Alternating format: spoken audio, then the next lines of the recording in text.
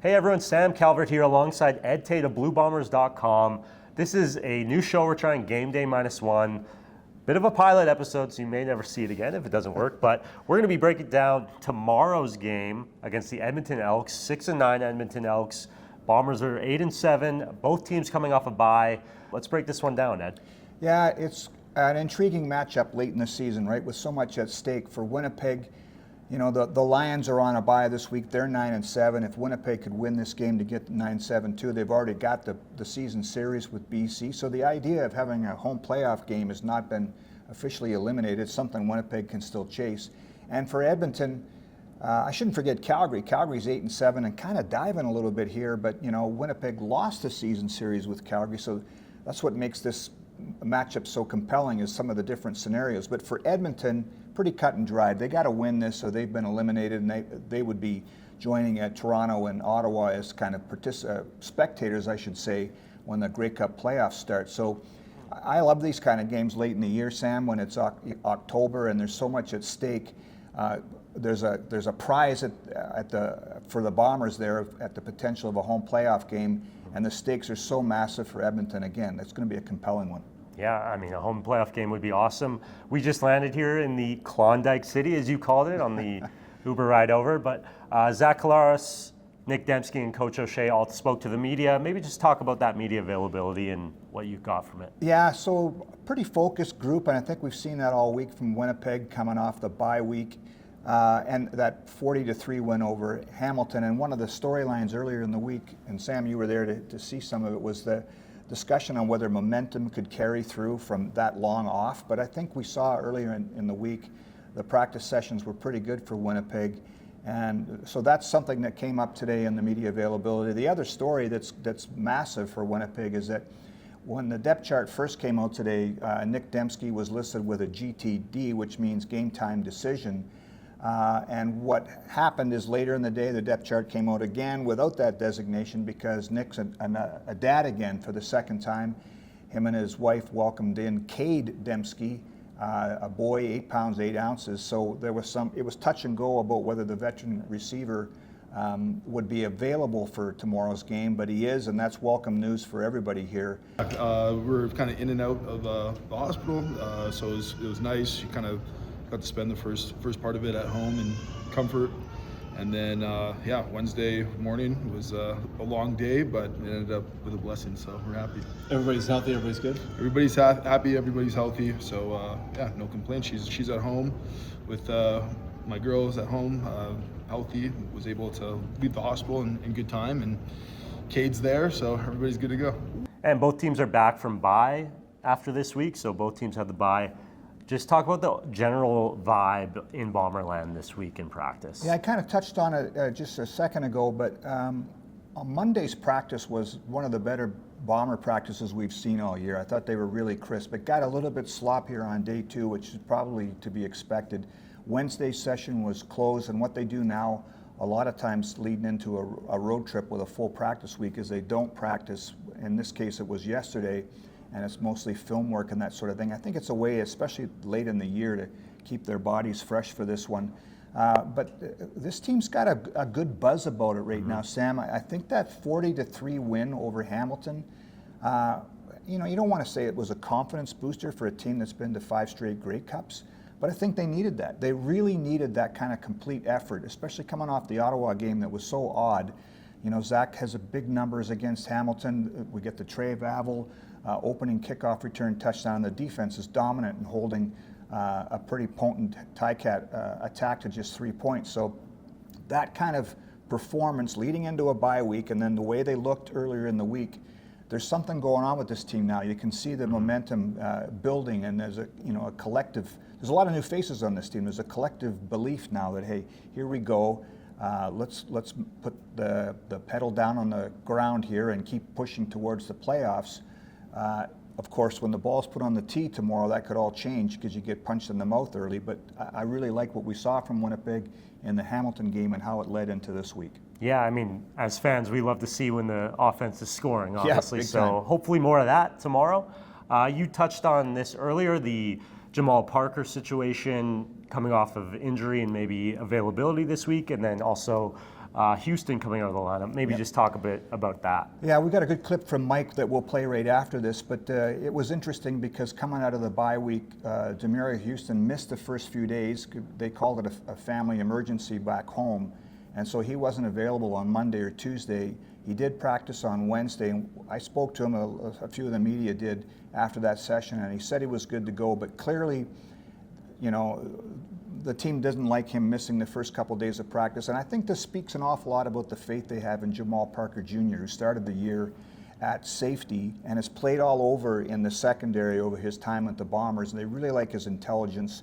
Jordan Younger, the defensive coordinator, raves about Jamal Parker, so this says an awful lot about him too, that I thought Demerio Houston was really good in covering Kenny Lawler in that last game, but you know, to have Jamal Parker there ready to go and maybe give Demerio a couple more days to get things settled. I don't know what he went through last week, but I think now he'll be probably good to go next week if he practices. So that's a big one. It's the only change to the lineup, and we haven't had many games like that this year where the depth chart looks virtually the same from one week to the next. Right, and you go back a few months, Jamal Parker was dominant in that win against BC early in the season, so definitely not a bad replacement to be coming into the lineup there. Jamal in for Demerio, why so?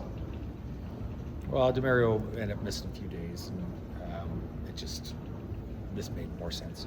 Yeah. And then pairing Jamal with Evan Holm again, what do you like about those guys working together? Well, I mean, we got a lot of smart guys back there, right? Park is certainly one of them.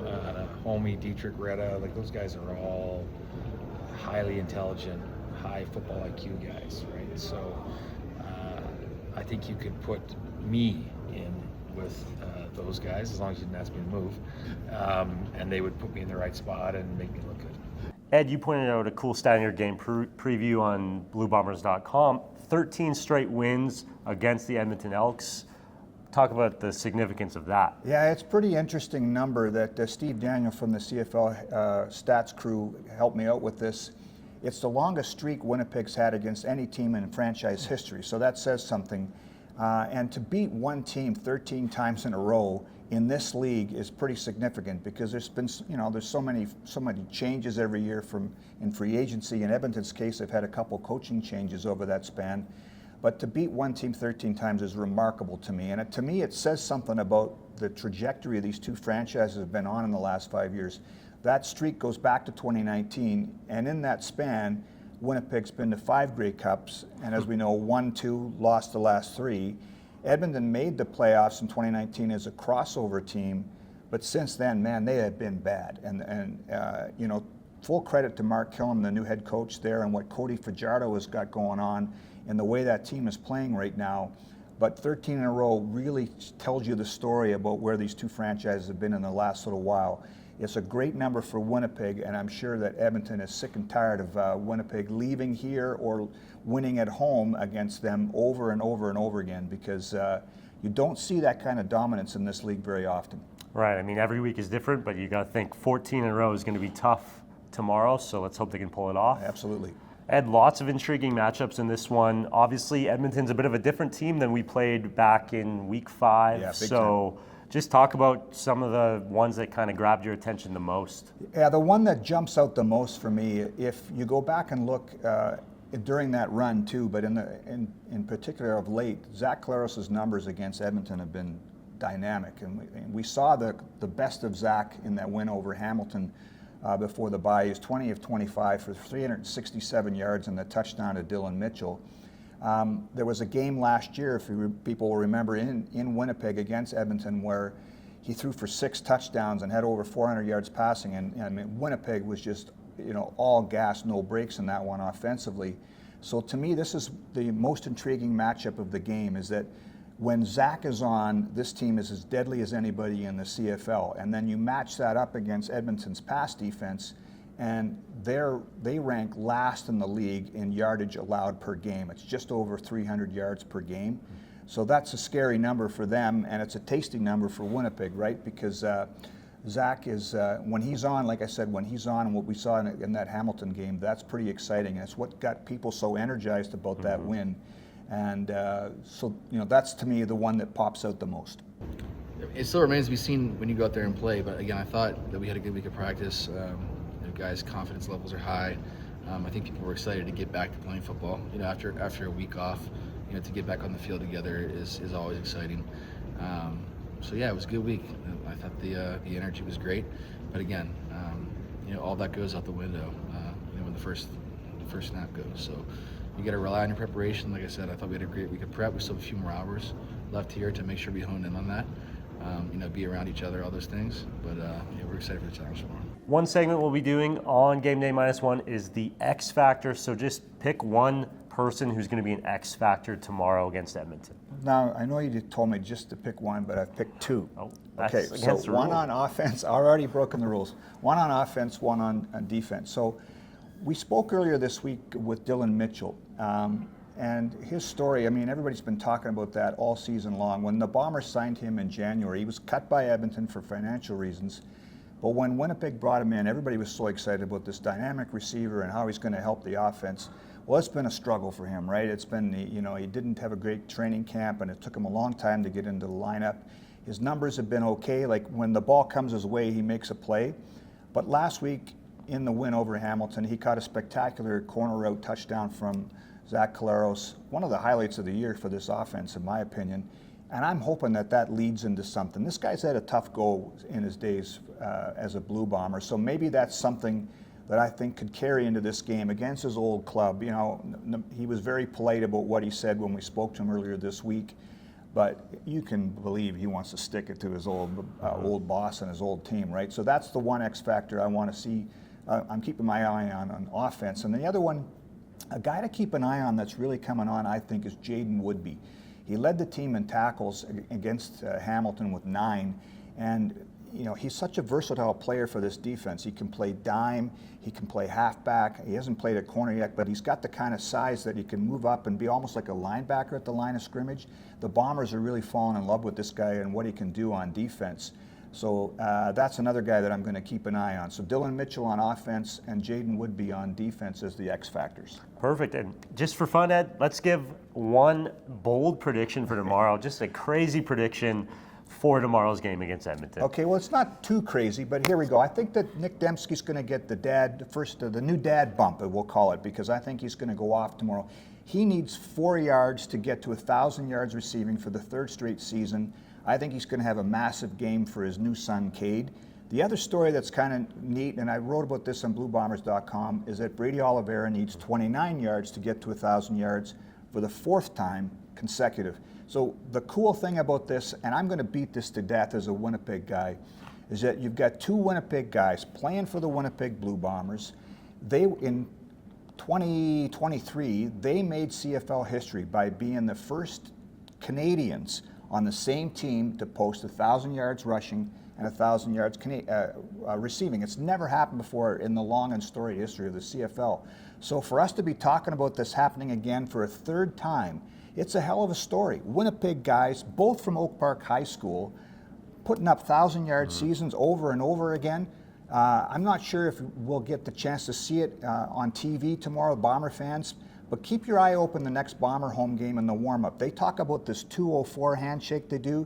I'm too dorky to try to reenact it here, but it represents the fact that they're from Manitoba, and they do it in the warm-up of every home game, and it speaks of their pride of being Winnipeggers and playing for the Blue Bombers. I think it's a great story and one of the best storylines, subplots to this Bomber season. I think that's a stat people are going to be talking about 50 years from now. Absolutely. So it's a pretty cool thing to be a part of.